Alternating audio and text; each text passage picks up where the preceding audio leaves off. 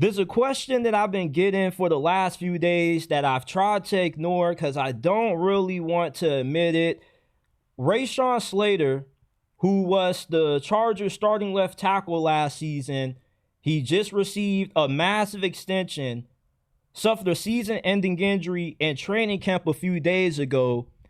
And if you didn't know, I have the Chargers winning the AFC West. At least I had the Chargers winning the AFC West until this Rashawn Slater injury happened.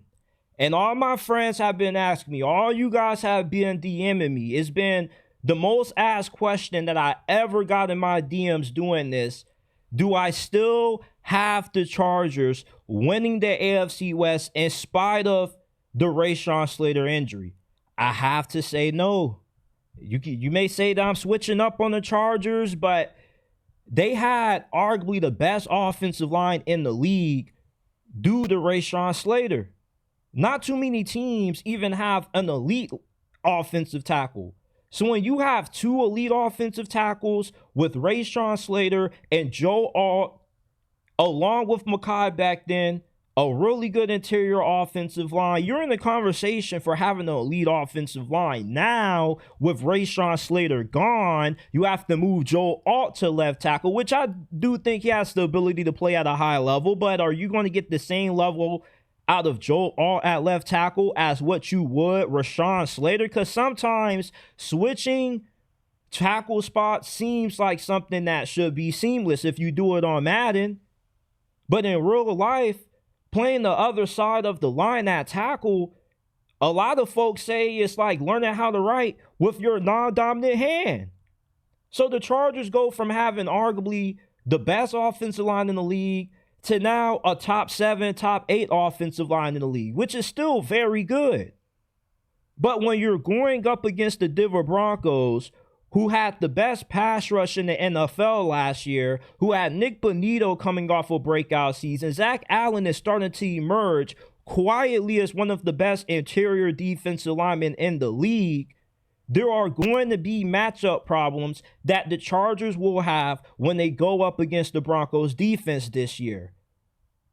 When you lose a starting offensive tackle, you just lost a half of game when it comes to how that game will be viewed in Vegas. At least in my opinion, that's how I would look at it if I was doing the odds, because what gets not talked about is how offensive tackle play is one of the most crucial areas of your team that you need to have play, that you need to have function at a high enough level if you want to be able to compete for a Super Bowl. There's a reason why Trent Williams is still one of the highest paid at his position in spite of being up there in age. Because once you find an elite offensive tackle, you hold on to him. You don't let him go. Because when you lose him, then the second most impactful position in football starts to take over games. That being the pass rush. That being guys like Myles Garrett, TJ Watt, and Michael Parsons.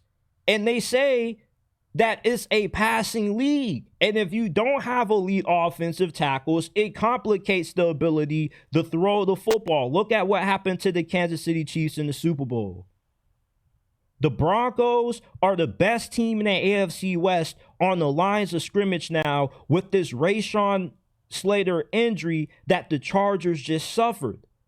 They have a great offensive line, doesn't have a bunch of big names on it, but they definitely are top 10 in that department. And they also have a top 5 defensive line that can get after the quarterback.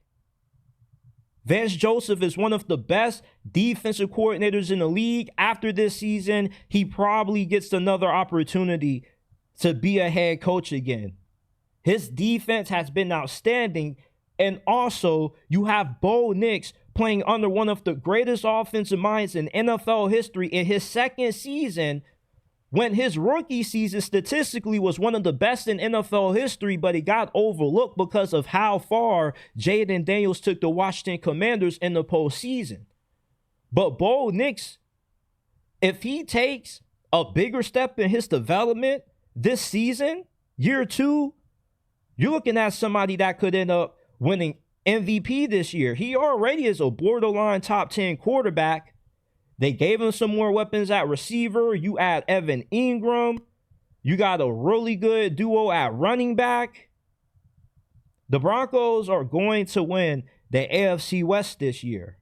I'm changing my prediction. I'm not flip-flopping because I didn't make any of my predictions official yet.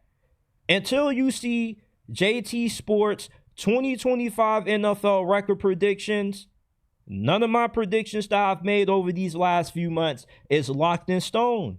When you get new information, you got to change your opinion. Rashawn Slater isn't healthy anymore. I'm not saying the Chargers are going to miss the playoffs. They still have a good offensive line. You just don't have a great offensive line anymore with the loss of Rashawn Slater. So instead of winning 13 games like how I thought you would initially, I got you winning 10 games, and I got the Broncos winning 12, and the Chiefs end up finishing in third place. They still make it to the playoffs, but the Broncos are going to take this division.